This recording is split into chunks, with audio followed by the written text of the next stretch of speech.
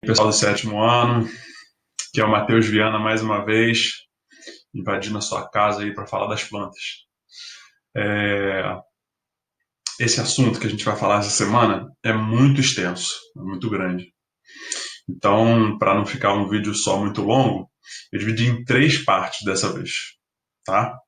Então a gente vai fazer 3 vídeos aqui para falar sobre gimnospermas e angiospermas, tá bom?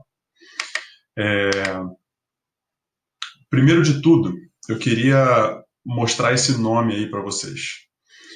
O principal problema de ciências é isso, né? A quantidade de nomes que aparece para vocês. Esse é mais um. Então, nós temos esse palavrão aí, que são as fanerógamas, e esse é o nome que se dá a uma dupla. É uma dupla que recebe esse nome, que são as gimnospermas e as angiospermas. Se você somar essas duas, você chama esse grupo de fanerógamas. Tá? Então, a primeira coisa que você tem que saber de fanerógamas é quem são as fanerógamas. Gimnospermas e angiospermas, essa dupla.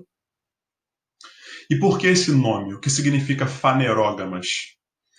As fanerógamas são as plantas que têm os órgãos reprodutivos de fácil visualização. Você olha para uma planta, você fala, olha ali a parte reprodutiva dela. Essas plantas são classificadas como fanerógamas. Fanero significa visível. E esse gamo, radical gamo, significa casamento. E se referindo, obviamente, à reprodução. Então, são plantas cujos órgãos reprodutivos são fáceis de diferenciar dos outros órgãos. Tá? É isso. O contrário de fanerógamas, ou seja, a dupla de plantas que não faz parte das fanerógamas, são as briófitas e as pteridófitas. E esse grupo recebe o nome de criptógamas. Cripto significa escondido. Então você não olha para uma pteridófita e fala, olha ali o órgão reprodutor. Você não consegue ter essa facilidade, muito menos nas briófitas. Então elas são classificadas como criptógamas, briófitas e pteridófitas. As fanerógamas, voltando para o assunto dessa semana, que são as gimnospermas e as angiospermas, elas são muito usadas como matéria-prima. Móveis, construção civil, navios, barcos. Existem muitas estruturas do nosso dia a dia, nossa vida, nosso cotidiano, que usam a madeira como matéria-prima. E a madeira vem dessas plantas fanerógamas, que são plantas grandes, tem muitas, certo? Agora vamos falar especificamente de cada um dos 2 grupos que a gente tem como objeto dessa semana, tá? As gimnospermas. Primeiro, acho bacana você lembrar que as gimnospermas são plantas que gostam de regiões frias. Então, elas tendem a viver em locais temperados. Por isso que aqui no Brasil são comuns na região sul, mais, né? Quem são as gimnospermas? Quais são os principais exemplos de gimnospermas? Tem 2 que são bem famosos. O pinheiro, que com certeza você sabe do que eu estou falando.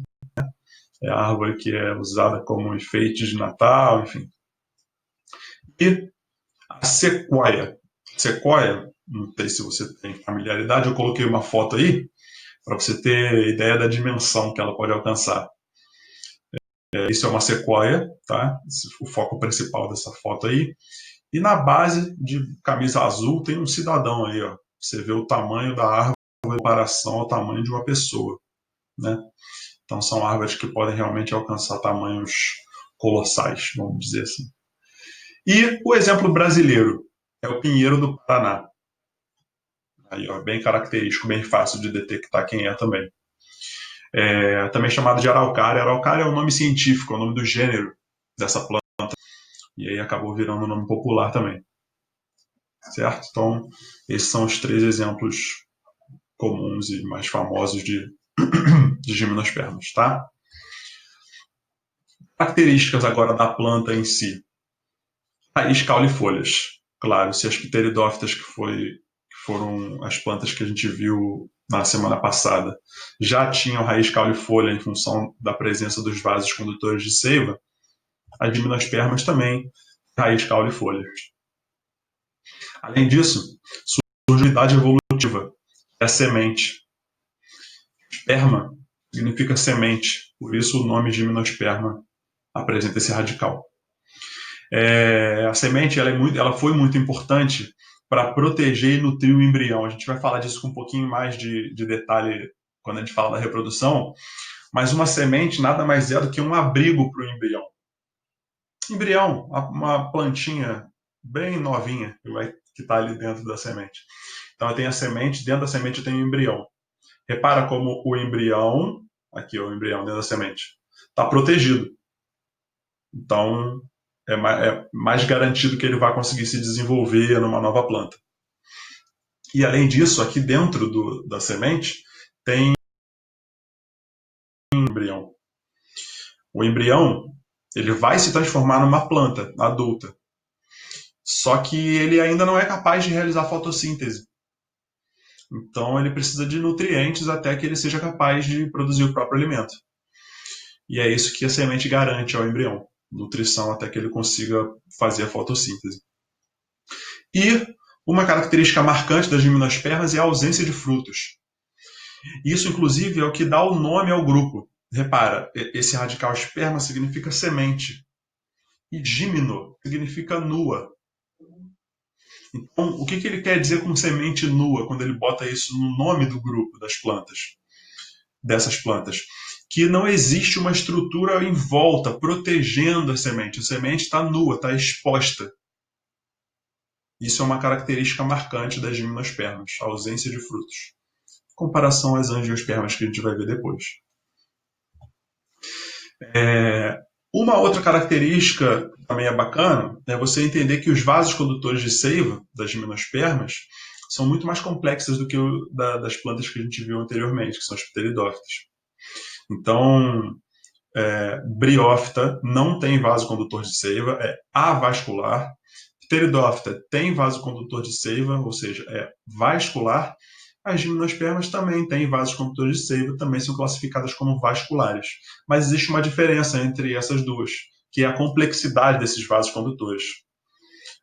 Os vasos condutores das gimnospermas são muito mais complexos que os das pteridófitas. Tá? O órgão de fácil visualização das gimnospermas, que é que dá aquele nome fanerógamas, então, o órgão que é facilmente visualizável é o estróbilo, se chama estróbilo. Então, assim como existem folhas, caule, raiz, existe uma outra estrutura que fica lá pendurada nos galhos, chamada estróbilo. E é mais ou menos assim o estróbilo, tá? Esses fiozinhos verdes que você está vendo são folhas, e os estróbilos são destacados na imagem. Você consegue visualizar os estróbilos, diferenciar os estróbilos facilmente. E aí existe diferença entre o estróbilo feminino e o estróbilo masculino. Além disso, uma outra característica que surgiu nas gimnospermas, que as pteridófitas não tinham, grão de pólen. Grão de pólen, isso aí é uma foto tirada de um microscópio, obviamente é uma estrutura microscópica, e tem mais ou menos esse formato, depende muito da espécie, mas só para você ter uma ideia. O grão de pólen é uma novidade evolutiva muito importante porque ela tira a dependência para a reprodução que as pteridófitas tinham. As pteridófitas e as briófitas dependiam da água para a reprodução porque o gameta é flagelado, então ele tem que nadar até a oosfera. A partir das gimnospermas, ou seja, nas fanerógamas, nas gimnospermas e nas angiospermas, o grão de pólen acaba com isso porque o gameta masculino fica dentro do grão de pólen. E aí, quando o grão de pólen é levado de uma planta para outra, não depende de natação do gameta masculino. Então, foi uma novidade evolutiva muito importante nas gimnospermas, o surgimento do grão de pólen. Aí a gente entra naquele momento delicado do estudo de um grupo de plantas, que é a reprodução.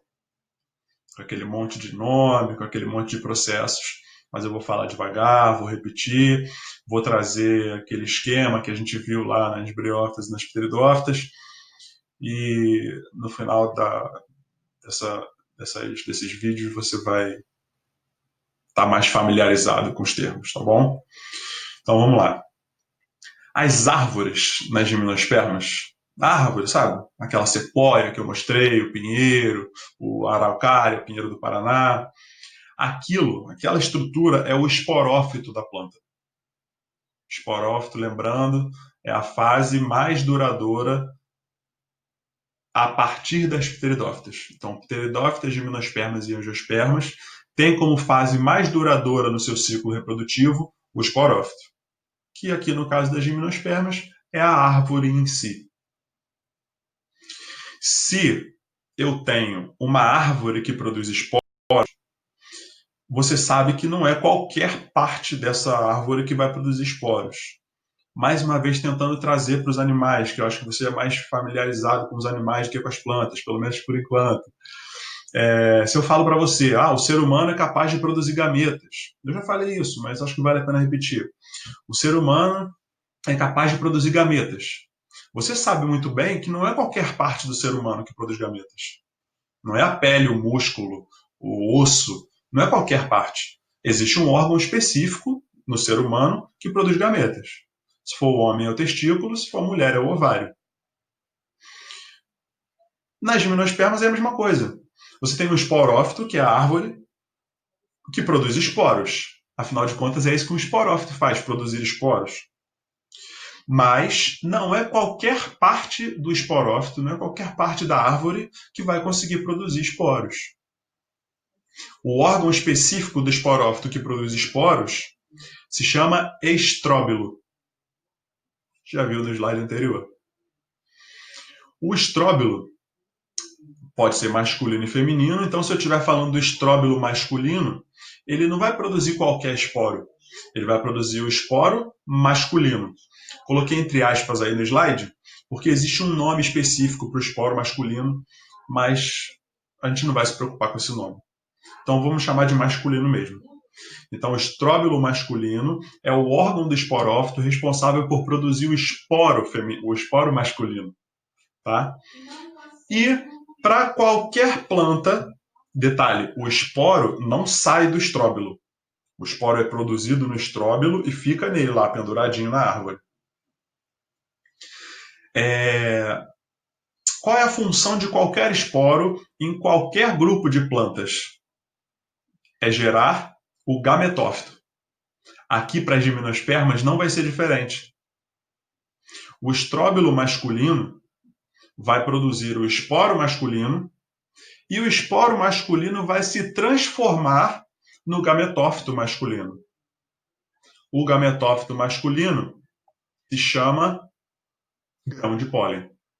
Então, o grão de pólen é o gametófito masculino. Agora, repara o esporófito, que é uma árvore, com o gametófito, que é o grão de pólen, que é microscópico, que vai lá só levar o gameta e acabou.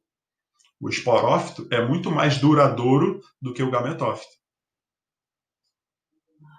Então, nós temos aí a imagem de um esporófito produzindo cones. Cone é outro nome que se dá para os estróbilos. Os estróbilos também podem ser chamados de cones.